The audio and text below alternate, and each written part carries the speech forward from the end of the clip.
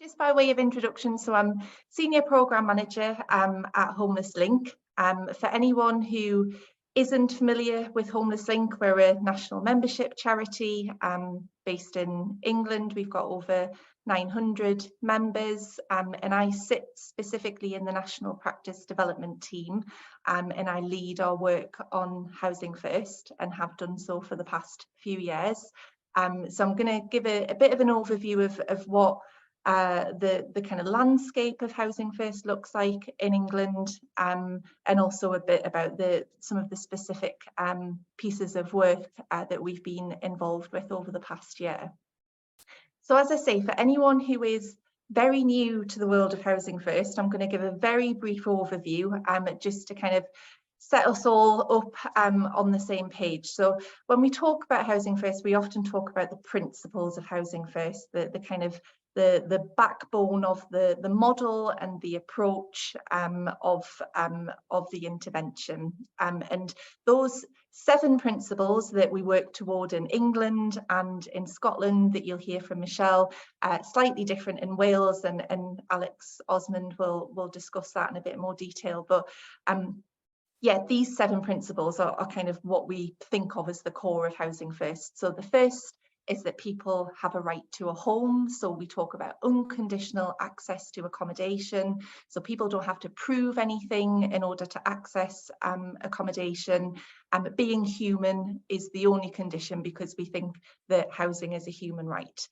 We also think that people should be given affordable, suitable accommodation, and that should be a full tenancy agreement rather than something insecure like a license agreement.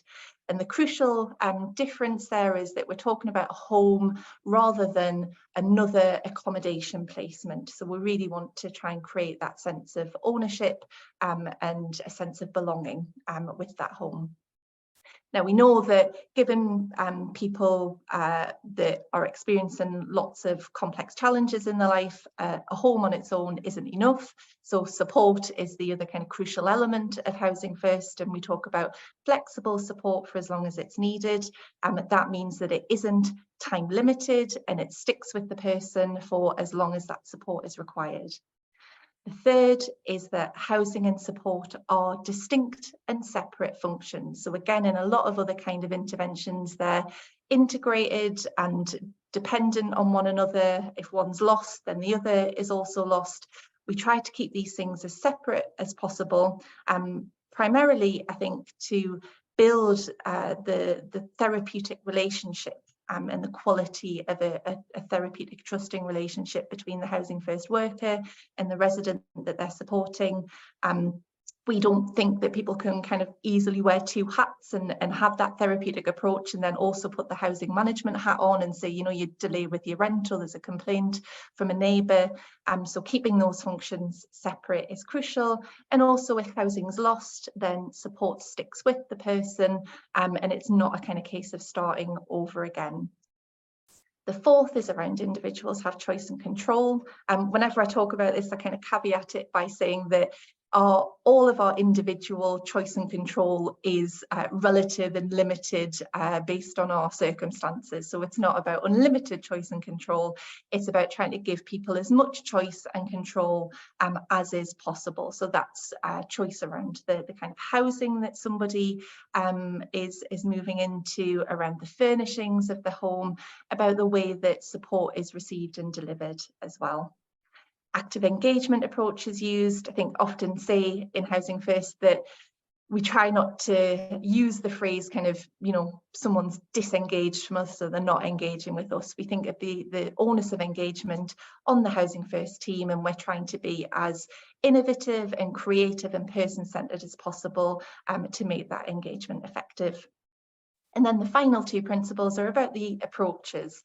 So the services based on people's strengths, goals and aspirations, and also that harm reduction approach is used. So we're using the least restrictive methods possible to keep everybody safe. And those 7 principles kind of, as I say, make up the backbone of what we describe as Housing First. And I'll say more in the second half of the presentation around kind of what we're doing and how we're thinking about those principles in England. So a quick overview really of Housing First in England. So this data is now a little bit out of date. So we're going back to kind of the end of 2020. Things have kind of moved on a little bit since then, but I think we're talking about between 100 and 150 Housing First services in England across all regions. They vary quite significantly in size. We're going to have some very large services supporting hundreds of residents, down to very small services with maybe one worker supporting 5 or 6 people. So there's a real variation, but quite a broad spread of Housing First now across England.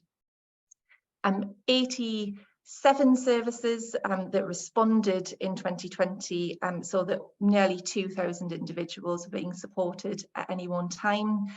If anyone is familiar with the research that Homeless Link and Crisis did back in 2018, I think we estimated that around 16,500 people required a Housing First approach at any one time in England. So we're moving in the right direction, and we have scaled Housing First up significantly over the past 10 years, but we are still nowhere near meeting the scale that is needed in England. And then I'll say a little bit more about funding as well, but we've got that kind of final stat there around the number of services that have been operating for more than 2 years, and short-term funding being one of the real kind of stumbling blocks and challenges with scaling up Housing First, and in particular relating to that principle of support being available for as long as it's needed, which is a very difficult thing to offer and to guarantee when the funding landscape is not quite as certain. A little bit more detail about some of the regional pilots in England. So of those 100 and odd Housing First services, we have 3 large-scale regional pilots across Greater Manchester, Liverpool City region and the West Midlands. They're, I guess, kind of our attempt for central government funded Housing First really at scale. And these are some of the kind of headline figures. So yeah, these are all high fidelity services, and that will kind of bring me on to talking a bit more about fidelity in the next slide.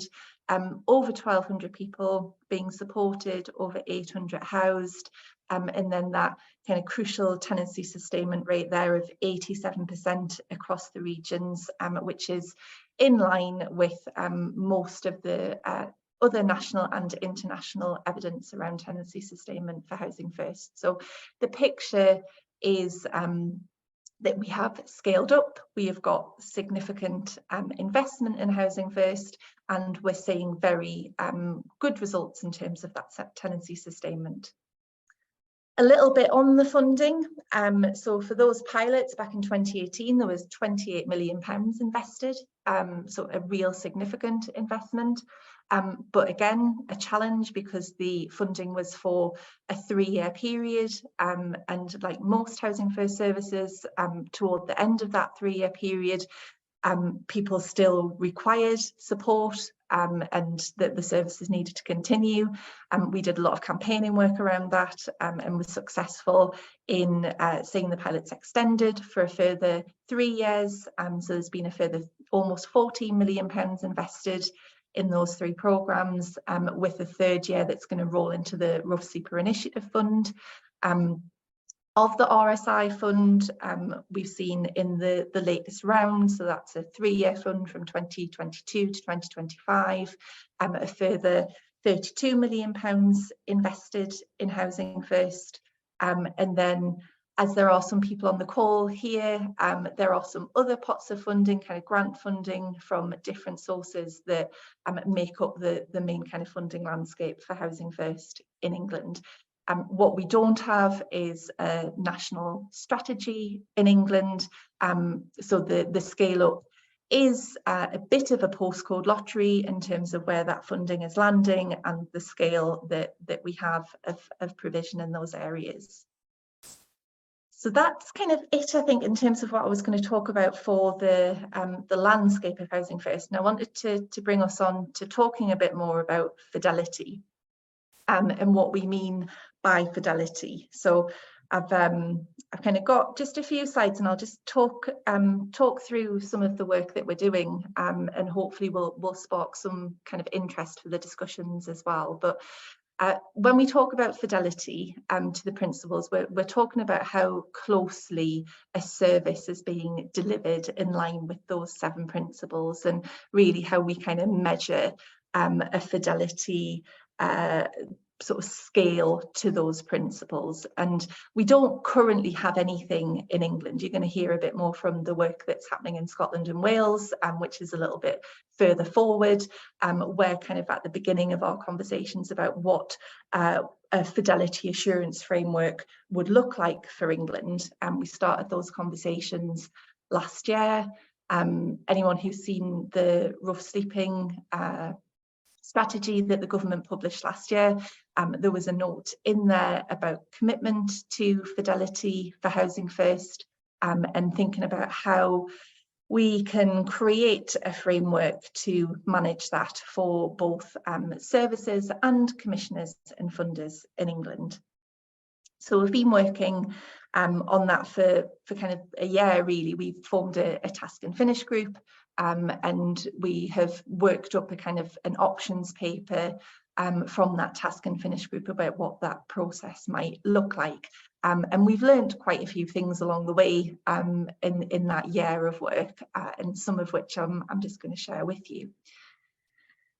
So the first really crucial point that we kind of found is this idea of fidelity by design and fidelity by delivery. And I think the conversation often is weighted toward the delivery partners of a Housing First service being responsible for fidelity to those 7 principles. And that can feel sometimes a bit unfair, and it can feel a bit impossible sometimes to be able to actually meet the requirements of fidelity to those principles, because the design of the Housing First service isn't such that it's actually allowing fidelity. So one of the things that we've really learned is talking about that fidelity is kind of everybody's business, and that everybody needs to be involved right from the beginning in thinking about how we build in fidelity. So we thought about a fidelity kind of framework both for commissioners and local authorities and how they're actually designing their service, as well as a framework for delivery partners and how they're delivering their service, and how those two can kind of intersect, I guess.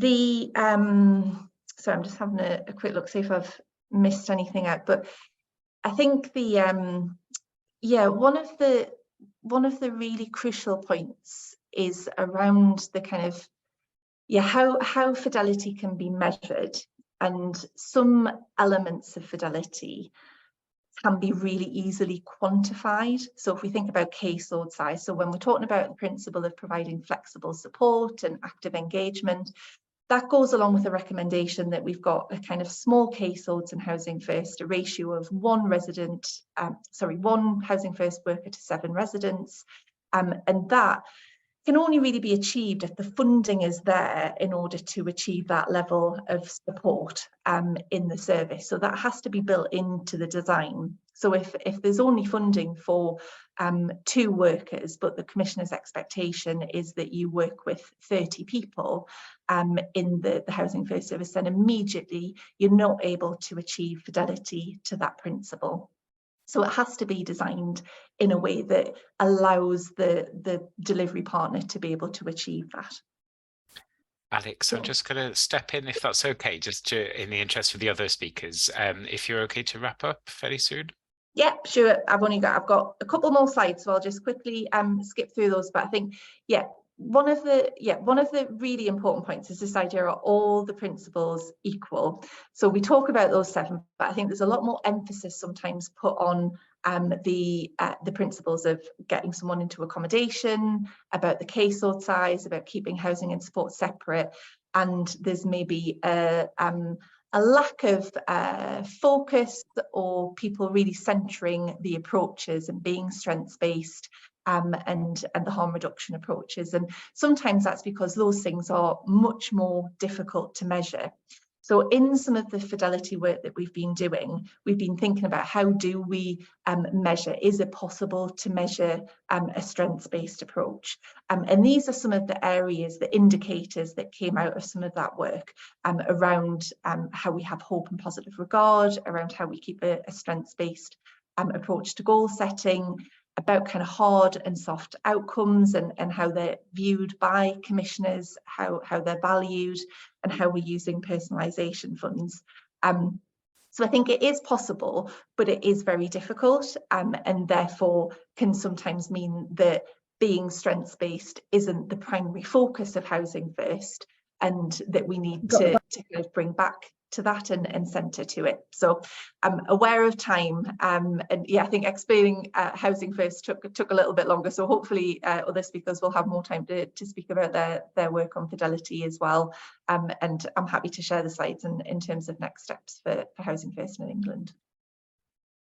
Great, thanks, Alex. That was really good to hear. So we'll save questions and reflections for now, and then invite Alex Osmond.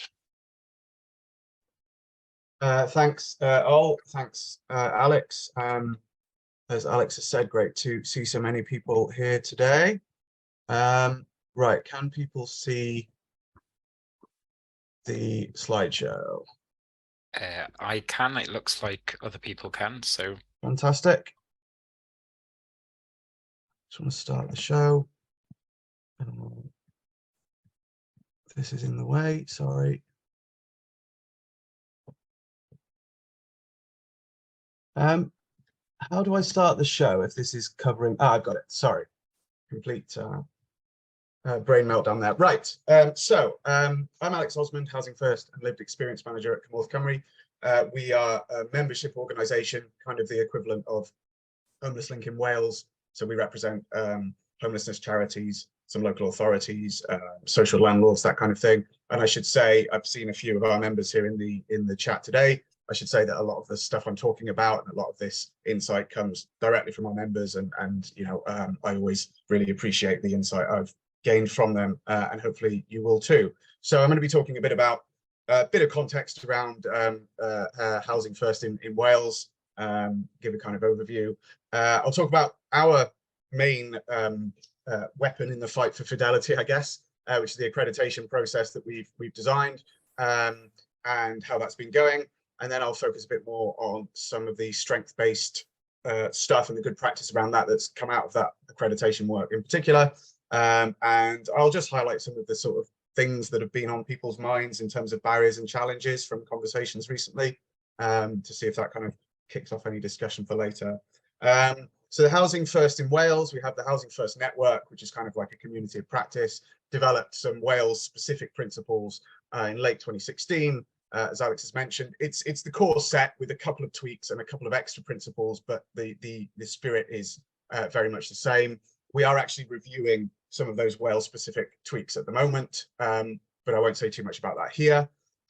Similarly, I have a fairly old set of stats, so kind of see this as a baseline. These numbers have kind of gone up since then, and we'll be publishing more stats imminently. But in September 2021, we had 15 Housing First projects, which were supporting 521 people, and of those we had 245 tenancies that had started, and a 90% tenancy sustainment rate across Wales at that moment, which is fantastic demonstration of Housing First and its power. So our accreditation process, which I could talk about for hours, but broadly speaking, is based on a review of documentation from a Housing First service, and then that's bolstered by interviews with staff, partner organisations, and crucially clients and residents as well, which results in a set of recommendations which appear in an interim kind of report. Some of those recommendations will be kind of critical in that we need to see work on them or them completed to award accreditation. Others are more like best practice kind of recommendations. So after some time has passed for work to take place on those recommendations, we have a final report which goes to a panel of experts who then make a final decision. And we have some of these reports, or all of them so far, up on our website. So if anyone wants see those, please let me know. Up to this point, we've had 3 services awarded accreditation. I should point out that it's awarded to the partners involved in delivering a Housing First service rather than, you know, the support provider at an organizational level, for example. Okay, so it kind of recognizes everyone involved, we hope. We've got 3 ongoing accreditation processes, and then we have the kind of subsequent participants already agreed. So we have kind of our activity for the next you know, good while sorted. And I just wanted to highlight the fact that it's not about the quality of the service, it's about fidelity. And I know that there'll be overlap, and those concepts can be quite similar, but you know, there is a distinction there, which I just wanted to highlight. In terms of what happens beyond that, what we tend to do during that accreditation process is look at wider issues, wider topics, wider concerns potentially that will go into the kind of Housing First network and subgroup agendas. So anything that might be affecting, you know, Housing First services beyond this one service will be discussed at that level, and everyone else can have their input then. We have a follow-up report that comes out roughly 6 months after that initial awarding. Again, there are examples of this on the website. And again, all of this will take place with a backdrop of kind of conversations at the network going on. We then have the service that was accredited kind of undertake a reflective exercise, which I kind of help facilitate. But you know, they look at the kind of recommendations they had and kind of reflect on the work they've done. That's about 3 years after initial awarding, so we're coming into doing the first one of those. And then in theory, we have a kind of reaccreditation exercise 5 years after the initial awarding, which we tried to, in planning, balance between a kind of thorough appraisal and not repeating the initial process, but doing enough work to make sure you know, the accreditation kind of still applies. In terms of strength-based work in particular, I've basically pulled out some of the things that came out of the most recent accreditations in terms of this principle and this work. There was a very big emphasis on client goals being important. Choice and control is obviously very linked concept. And these goals can be very simple, from a client wanting to have support sessions on the beach, to something like a career goal. Fitness instructor was one example we had. This idea of services offering lots of options to people, to clients, in terms of helping them figure out what they enjoy doing in life, what their goals might be, because they might have had a long period of not really knowing what those things were. So we also had examples of services using skills and interests that their staff had to then be part of this offering to clients. So some examples we've had recently were kind of woodworking, online gaming, that kind of thing. This idea of celebrating strengths was very important. So things like, you know, anniversary cards, in terms of, you know, you've lived in this property for a year, and celebrating that kind of thing, along with photos taken at key points during kind of tenancy. Similarly, kind of awards for certain things that are achieved during tenancies, and crucially involving clients in you know, in the work of the service by seeking their insights. We've had surveys about kind of specific parts of the Housing First journey, like what did you think of the moving in process, more general things as well, kind of more general surveys too, involving clients on interview panels. We had examples where clients at one particular service didn't actually really want to be on interview panels, but what they did was they spoke to their support workers about the kind of qualities they valued in staff and the kind of values they would like to see at people working in that service. So their insight and their experience was still kind of worked into the process of recruiting. You know, we had things going on during lockdown to build on people's strengths, to people, you know, really like sort of getting involved in sort of quizzes and building knowledge in that sense, but other online activities too, which of course involved supporting clients to use technology and to kind of enable that where possible. Couple more slides here in terms of just some of the things that have come out of that accreditation work that I wanted to highlight, which kind of show the impact that we hoped it would have in terms of sort of positive impact on Housing First generally in Wales. It's clear that organisations that have undergone have services that have undergone multiple accreditations, as in, you know, they have several Housing First services that have gone through the process. They're clearly sharing learning, and it means that subsequent accreditations are kind of a lot smoother because those recommendations kind of apply, you know, across the various services. We've also had, you know, partners get in touch beyond once accreditation has been awarded to make sure, you know, are we kind of doing this right? Did this recommendation kind of mean what we think it means? I've had commissioning teams get in touch with me to kind of get insight into some of that stuff. And again, we're sharing resources and learning from across different Housing First services. We've also had sort of funding bodies and tendering documents making it clear that services should be willing to undergo the accreditation, you know, when they have a slot, which is fantastic. And we also have examples of services kind of taking the time to establish themselves once they've been funded to kind of make sure that they're approaching fidelity properly, you know, before the work begins, and that then has positive impact further down the line. So finally, just some things that have kind of been coming up as potential barriers recently. I hate to end on this kind of downer, but I thought I'd include it. There's still some reluctance in different places to actually buy into Housing First and to understand, to build that understanding of what it is. So there's still a fair bit of work to be done there.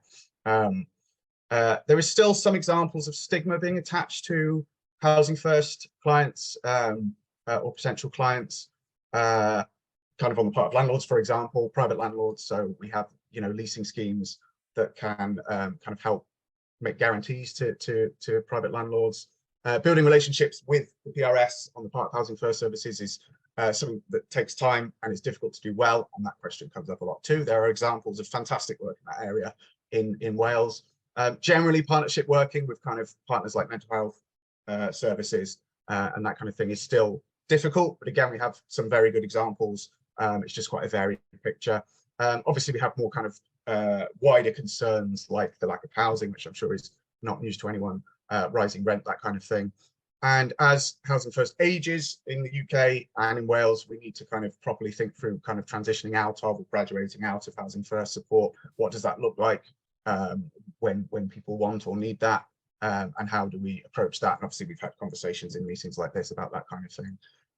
So I've talked my mouth dry, but that's my email address. Obviously, I assume all these details will be shared, and I can share the slides and obviously any other links as well. Thank you very much.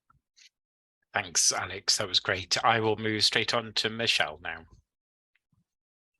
Thank you. Hi, everyone. Really lovely to be here with you today. Let me just pull up my presentation. Okay, a whistle-stop tour of Housing First in Scotland. I'm Michelle Major. I'm an impact lead at Homeless Network Scotland. We are funded by the Scottish Government to provide a support structure for anyone delivering Housing First across the country. And in Scotland, Housing First started more than 10 years ago by an organisation, Turning Point Scotland, who are sort of the pioneers of the approach here. And then in 2009, 6 local authorities committed to scaling up Housing First, funded jointly by Scottish Government and jointly by Social Bite. And that was the Housing First Pathfinder. It was really key, actually, in inspiring other areas and giving the Scottish Government kind of faith in the approach to the extent that they could make it national housing policy. From there, now Housing First is being provided across 25 out of 32 local authority areas, and our latest monitoring from Scottish Government estimates that more than 1,333 tenancies were started by the end of September last year. For context, though, research carried out by Heriot-Watt University indicates that in Scotland we need roughly 3,560 Housing First tenancies every year for the next 10 years to meet the need of people currently using the system and people anticipated to be coming into contact with the homelessness system in Scotland. The way Housing First Scotland operates is that we offer kind of 4 branches of support to people who are looking to start Housing First or continue Housing First. We offer connect events for people to come together and share practice, celebrate things that are working really well. We have a know-how series, which kind of sometimes focuses on specialist subjects, but overall contains our branching out national framework for Housing First. We run a check-up process, which is Scotland's version of fidelity assurance, and we are partners in the Housing First Training Academy as well, which is led by Turning Point Scotland. I'm going to give you a wee bit of a sense of how that checkup process works and some of the kind of key learning from the last year, if I can squeeze it in. The way the process works is that, how do I move this wee thing? There we go. The way the process works is that initially we bring lots of people from a local authority together and we gather their insights around Housing First. We then invite key people from each area, so that would be the local authority, the support provider, the housing provider, and also the tenants, to reflect on how well things are working in that area or not. We use all that information to create a brief report, which forms the basis of a sounding board meeting, which is where we bring in an external Housing First expert from either elsewhere in the UK or internationally to kind of lead a conversation for people to reflect on those responses to their self-reflections, and then we present a report to the local authority and their partners, which highlights where their strengths are, where their really good practices, and some commitments and considerations for the coming year of delivery. Oh, why are you not moving? There we go.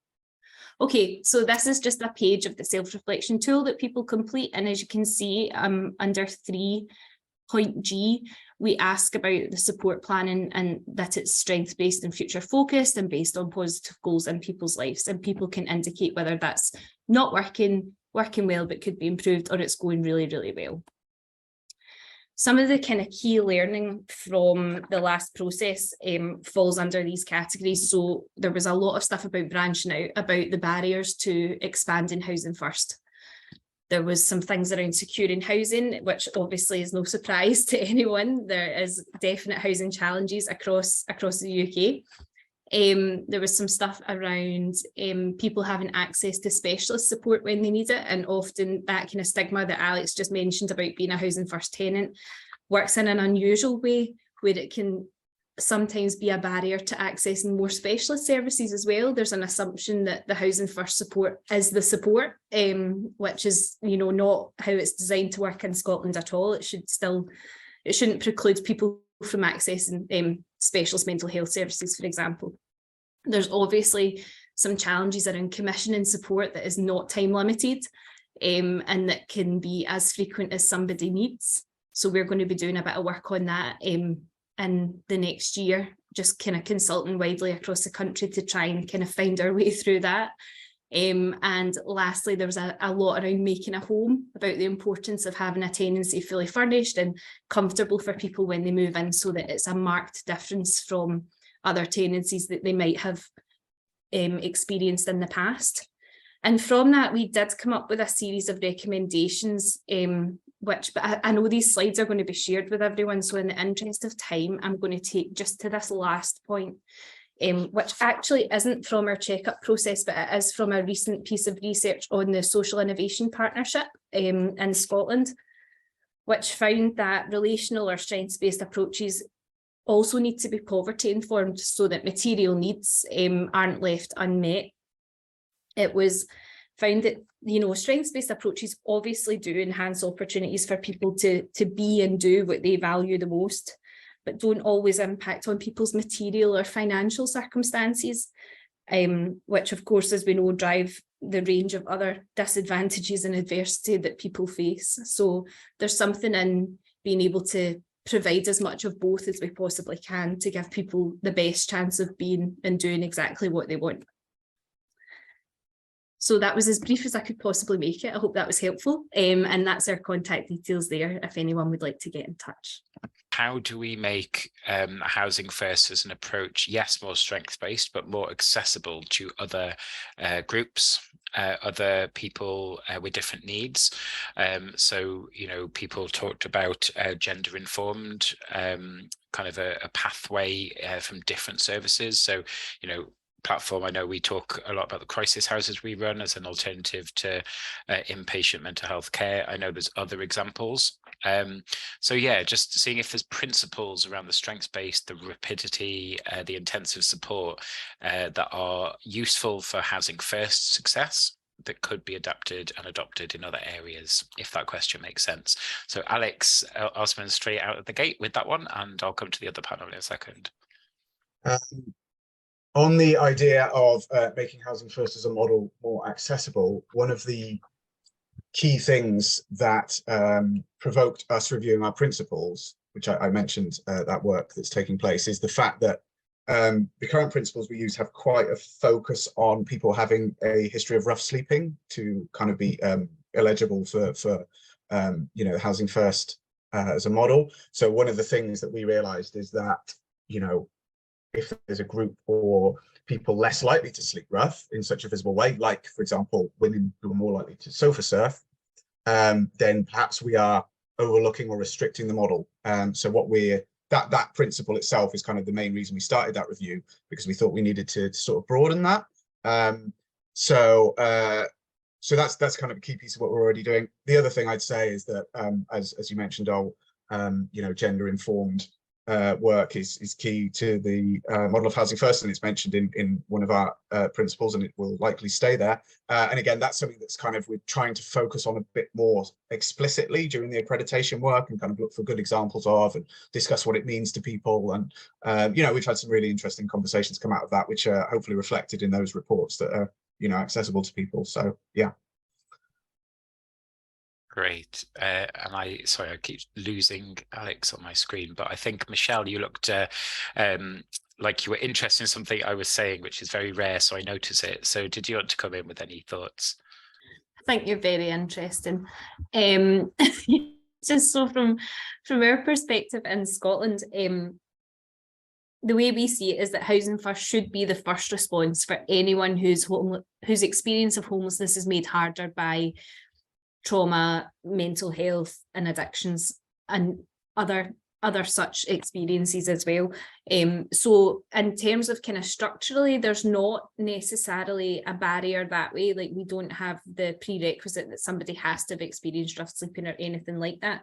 Not at a national level anyway. I know locally services are set up kind of differently in each area, but I think for us, when it comes to improving the accessibility, it's down to a lot of it's down to staff training and that kind of culture around the support.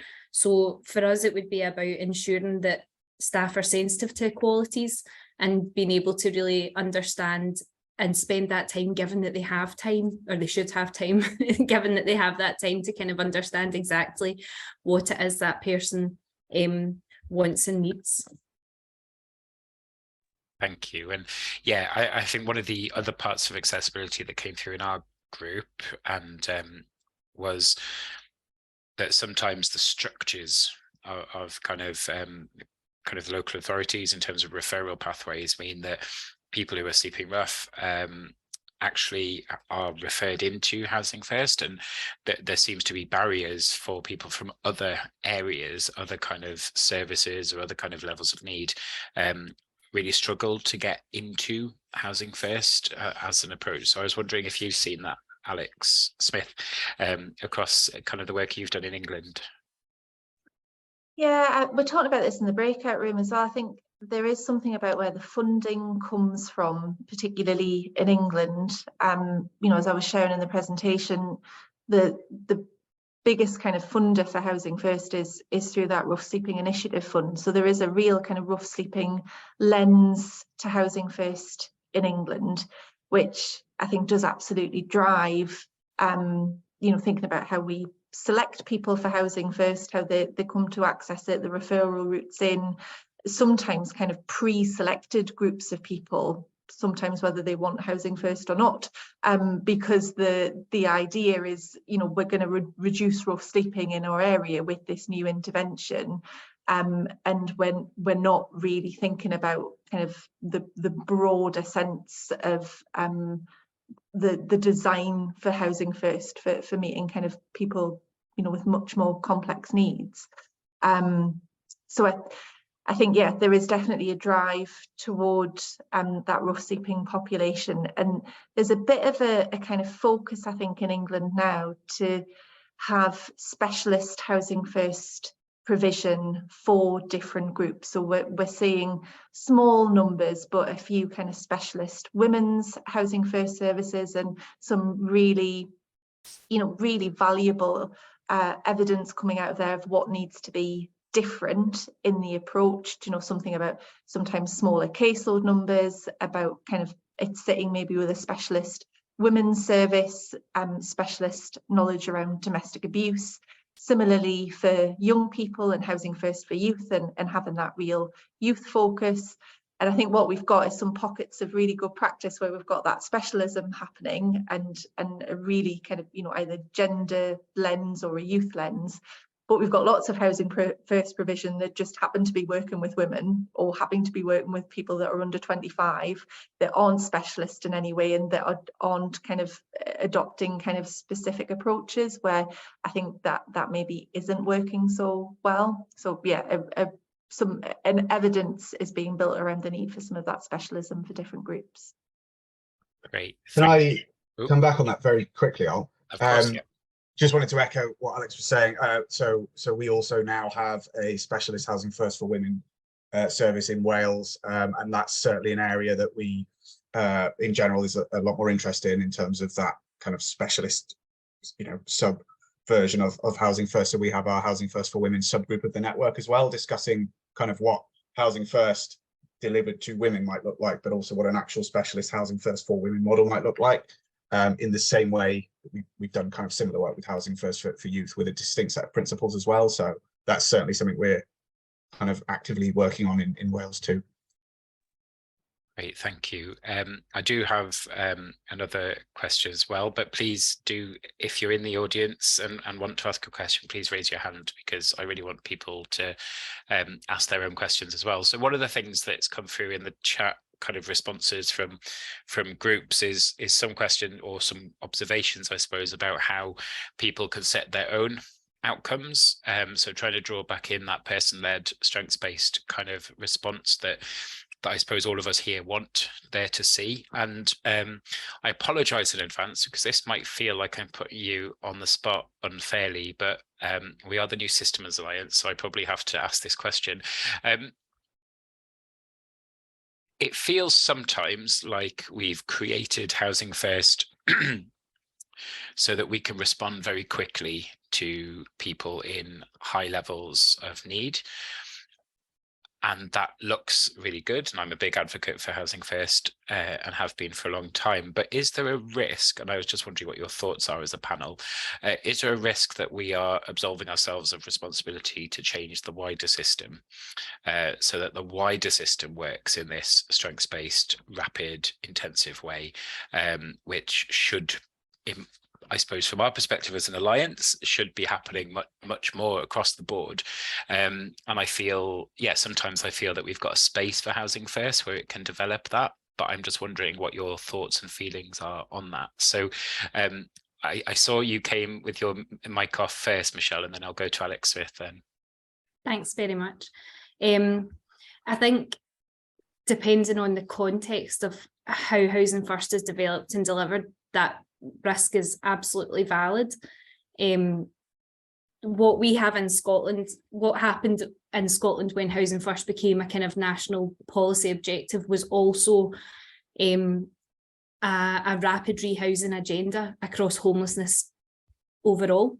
So we are not saying that, you know, people who have additional challenges alongside homelessness need to be rehoused quickly, and everyone else can continue to kind of wax and wane in this existing system that doesn't work.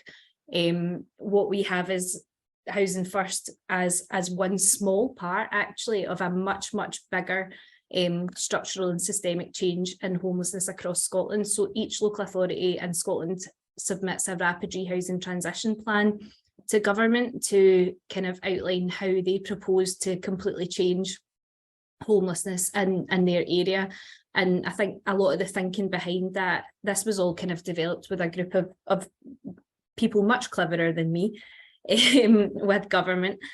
And what we know is that there's hundreds of waste in the system. There's hundreds of money spent on stuff that doesn't work. There's loads of time wasted where people are more than ready to move into something settled and something better and kind of rejig their lives and recover from this experience, but they're stuck. So for us, like, we have Housing First to demonstrate that, you know, for the people who we would some people would assume are never going to succeed in their own tenancy, we can show that actually this can be done, and it can be done, and it's done very well. And for everyone else, let's stop wasting all the money on huge temporary accommodation. Let's invest back into ordinary settled housing, the same as everyone else has, which is, you know, what we think is needed in Scotland. I don't know if that answered your question, or if I just got a wee bit soapboxy, so maybe Alex should speak now. Soapbox is always good. Stand on as many as you like, I think. Alex Smith. Thanks. Yeah, thanks, Michelle. Slightly lost, I think, my train of thought of when you first posed the question. There's something about how well defined Housing First is in comparison to other kinds of models or interventions. I think what we've done is create a really clear narrative around what Housing First is. We can sit, you know, in a way that we haven't got when we talk about supported accommodation or temporary accommodation or hostels even, you know, the big generic terms that we don't have a common definition for. Whereas when we talk about Housing First, we can all automatically kind of be on the same page and understand kind of what it is, what it isn't, what the approaches are we're trying to achieve. So I kind of wonder less about whether Housing First is taken kind of the easy route and more about whether or not Housing First is a vehicle for systems change, because we're able to articulate these approaches so well that we're able to try and share that with the rest of the system to try and bring people on board with the overarching kind of approaches about being strengths-based, about being trauma-informed, about having a psychological framework. How can we use that? And I think there's a great example. Very recently went to visit a service in Scarborough who have managed to create a truly kind of multidisciplinary approach for their Housing First provision. Got everybody kind of in the NHS and, you know, police and probation and social care. It's co-funded and it's co-located. It's under one kind of umbrella, and it's a kind of identity that everybody works toward. And that in itself is creating change in the area about the approach for this group of people and what works and what doesn't, about all kind of having a similar approach. So I think it's possible for Housing First to be that vehicle for change. I think it's also possible that we create lots of mini little systems that work really effectively that aren't very well connected to the wider system. That is absolutely a danger. And how we can use kind of what we've learned in Housing First to try and influence others is, I think, the next step for where we go with this. Great, thanks, Alex. Did you want to come in, Alex? I agree with what's just been said. It's worth pointing out that in Wales we are going in the direction of something similar to what Michelle was talking about with the kind of rapid rehousing as the sort of broad approach with Housing First as a part of that. And I hope I'm not just repeating what Alex said, but I guess just thinking through your question, you know, Housing First is a specific model with specific principles, and we rightly are pretty strict about what can call itself Housing First, and that's the reason we have the accreditation process and the concept of fidelity. But that doesn't mean that that things that have to be part of Housing First can't work in lots of other contexts, like, you know, being strengths-based, that kind of thing. And I suppose, you know, that's something you can do as part of, you know, if you have the rapid rehousing approach generally, you can have these different components while not necessarily everything adding up to full Housing First, you know, as long as we're clear about what these things are. You know, so yeah, I guess there is a risk, goal in answer to your question, but I think it's just about learning from these different experiences and the different components of the model, I guess. Yeah, thank you. And I will be passing on to Grant to close in a few seconds. But one of the things I just wanted to just kind of throw a nasty question in right at the end, so apologies, is, you know, one of the things that's also been mentioned in the chat is kind of the language we use. to talk about people that we're supporting. So I just wondered if you've got, and keep it short if you can, what are your thoughts on that sort of tension about the very specific definition and criteria of who qualifies, I suppose, for Housing First in terms of some of the deficit-based way, multiple complex needs, challenging, all of that. How do you balance that in your mind, I suppose, between the tension between the way that's described and the strengths-based approach that Housing First relies on? And I know that's a horrible question to throw at the end, so just some instinctive thoughts as people, I suppose.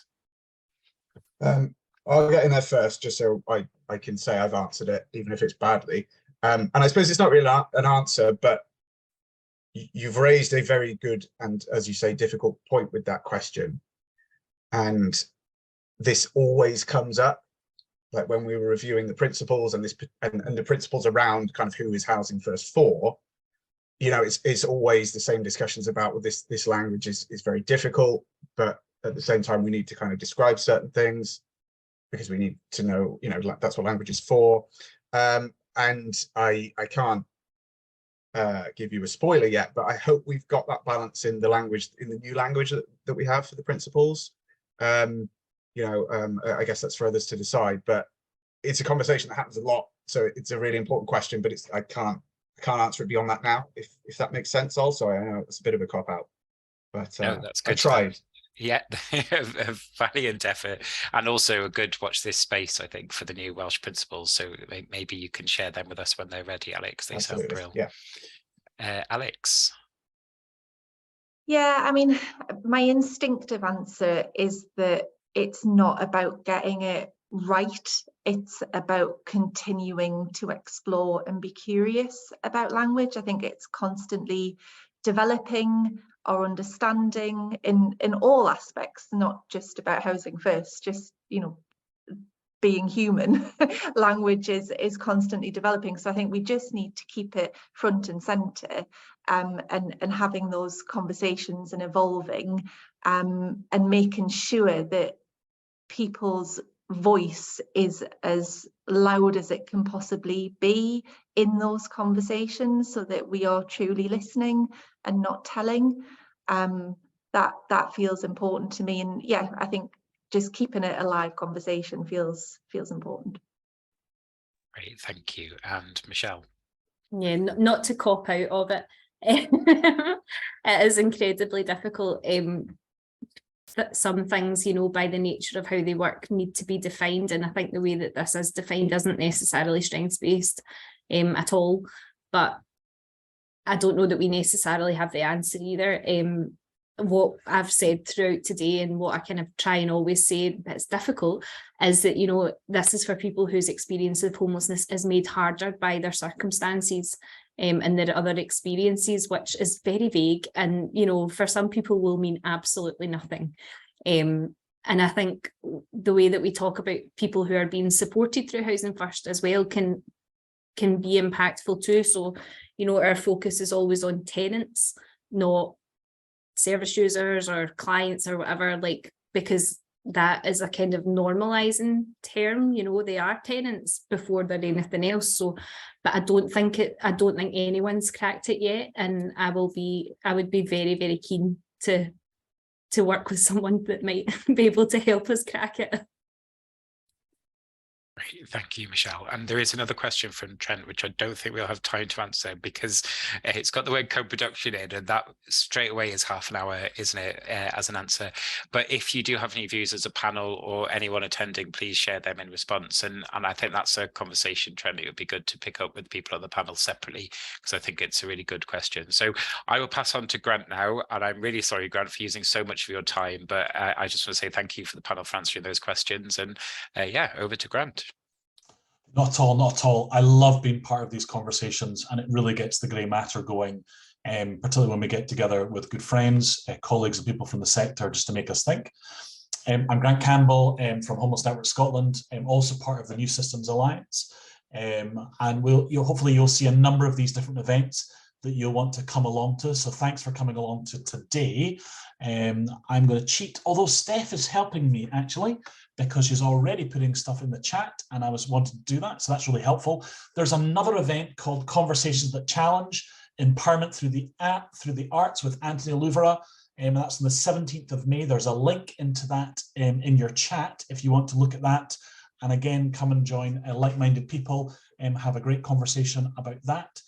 Also Platform, our colleagues who are here, there's a mental health session also in your chat there. Mental health evolution, what is it and how can we achieve it just together? If you want to join that on the 23rd of June, there's a link to that as well. If this is your cup of tea, if you're excited about some of this stuff and stuff that the New Alliance is doing, please can I invite you to sign up as allies. Then there's a link. If Steph doesn't beat me to this, I feel like there's a competition here, Steph. I'll send, I beat you. There's a little link if you want to go to the New Systems Alliance website where you can join in the work that we're doing as allies. And again, maybe as Trent and others have suggested, some other conversations we can have about co-production. If you want to see conversations like that, you can contact us on newsystemsalliance.org, contact us and let us know about some of the topics that you would like to see covered, and we can bring them into a forum like this. So really just for me just to say a huge thank you to all our contributors to today, and for everybody for joining in and making today really successful. Thank you so much, and we hope to see you again soon. Thanks, folks.